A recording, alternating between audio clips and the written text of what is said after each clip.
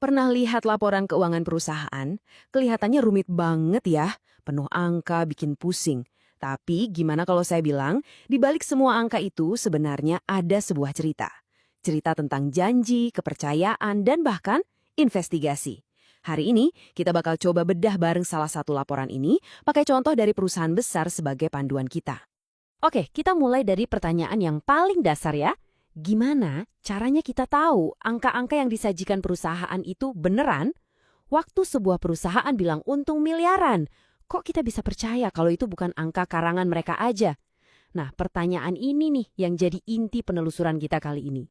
Jadi gini, langkah pertama buat ngertiin laporan keuangan itu sebenarnya simple. Cari tahu siapa yang bertanggung jawab. Siapa sih yang berani pasang badan dan bilang kalau angka-angka ini akurat? Ternyata, semua itu dimulai dari sebuah janji resmi. Dan ini dia janjinya. Biasanya ada di halaman-halaman awal namanya surat pernyataan direksi. Lihat deh, ini bukan sekedar ketikan biasa loh. Dokumen ini ditandatangani langsung sama para direkturnya. Ini adalah pernyataan pribadi mereka. Nah, poin paling pentingnya tuh ada di sini. Mereka bilang dengan jelas, kami bertanggung jawab. Ini bukan basa-basi. Ini punya kekuatan hukum. Dengan tanda tangan itu, mereka mengonfirmasi kalau semua informasinya lengkap dan benar. Ini nih, fondasi kepercayaan kita. Oke, janji sih udah ada. Tapi kan sebuah janji meskipun resmi, tetap harus dicek kebenarannya dong. Kita nggak bisa langsung percaya gitu aja sama omongan perusahaan. Nah, disinilah muncul para pahlawan tanpa tanda jasa di dunia keuangan. Sebut saja mereka detektif keuangan. Ini dia, laporan dari para detektif kita. Setelah surat dari direksi tadi, Anda pasti akan nemuin yang namanya laporan auditor independen.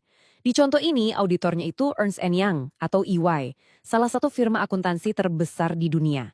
Mereka dibayar bukan buat muji-muji perusahaan, tapi justru buat memeriksa kerjaan mereka secara kritis. Terus, apa sih auditor independen itu? Gampangnya, mereka itu pihak ketiga yang netral. Kata kuncinya di sini adalah independen. Artinya, mereka nggak kerja untuk manajemen perusahaan.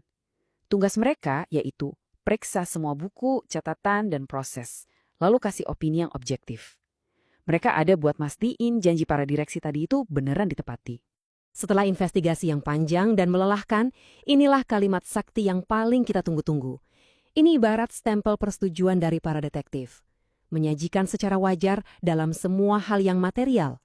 Artinya, laporan keuangan ini secara garis besar bisa dipercaya. Nggak ada kesalahan fatal yang bisa mengubah keputusan seorang investor. Ini lampu hijau buat kita. Oke, kita udah tahu kesimpulan mereka. Tapi, gimana sih cara kerja para detektif ini? Apa aja yang mereka lakuin di belakang layar sampai ke kesimpulan sepenting itu? Yuk kita intip sedikit prosesnya. Nah, ini bukan kerjaan semalam ya. Ini tuh investigasi yang sangat sistematis. Pertama, mereka nilai dulu kira-kira di mana aja nih potensi kesalahannya paling besar. Terus, mereka uji sistem kontrol internal perusahaan. Nah, yang menarik, mereka juga ngevaluasi estimasi. Area di mana manajemen harus pakai asumsi. Baru deh, setelah semua itu, mereka bisa merumuskan opini final. Biar lebih kebayang, kita lihat satu contoh spesifik dari laporan ini. Auditor menyoroti apa yang namanya hal audit utama. Di sini, hal utamanya adalah cadangan kerugian penurunan nilai atas kredit. Gampangnya, ini tuh estimasi bank soal berapa banyak kredit macet yang mungkin nggak akan bisa dibayar. Sekarang, coba tebak. Seberapa besar angka yang mereka periksa? Lebih dari 79 triliun rupiah. Gila kan? Ini bukan angka pasti loh. Ini adalah sebuah estimasi yang super kompleks dan butuh banyak banget asumsi. Makanya, auditor bisa menghabiskan waktu begitu lama buat meriksain ini. Mereka harus yakin kalau model, data, dan asumsi di balik angka raksasa ini itu masuk akal. Ini nunjukin betapa dalamnya investigasi mereka. Oke, sekarang fondasi kepercayaannya udah kokoh nih. Kita udah punya janji dari direksi, dan kita juga udah punya verifikasi dari auditor. Nah, baru setelah itu, kita bisa dengan percaya diri melihat angka-angka utamanya. Atau saya suka menyebutnya papan skor perusahaan. Salah satu papan skor utama itu namanya laporan posisi keuangan. Cara bacanya simpel aja kok. Di satu sisi ada aset, semua yang dimiliki perusahaan, kayak uang kas atau kredit yang udah mereka kasih. Di sisi lain ada liabilitas, semua yang jadi utang perusahaan. Misalnya ya simpanan kita sebagai nasabah. Dari sini kita bisa lihat gambaran besarnya. bank ini punya aset sekitar 2.135 triliun dan utang sekitar 1.804 triliun. Oke, kita udah bahas cukup banyak ya, mulai dari janji direksi, investigasi auditor, sampai ke papan skor keuangannya. Sekarang, mari kita simpulkan, kenapa sih alur ini penting banget buat dipahami sama siapapun yang pengen ngerti soal bisnis? Anggap aja ini semacam kunci rahasia buat memecahkan kode laporan keuangan manapun. Pertama, cari janjinya, pernyataan dari direksi. Kedua, temukan verifikasinya, kesimpulan dari auditor.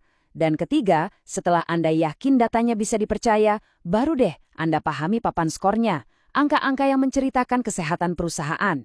3 langkah simpel ini berlaku buat perusahaan manapun. Jadi, pertanyaan terakhir buat Anda. Sekarang setelah Anda tahu kalau ada sistem janji dan verifikasi yang rumit di balik setiap angka yang kita lihat di berita, apa Anda akan melihat berita-berita keuangan dengan cara yang berbeda? Semoga penjelasan singkat ini bisa bantu Anda buat melihat lebih dalam, gak cuma sekedar angka di permukaan.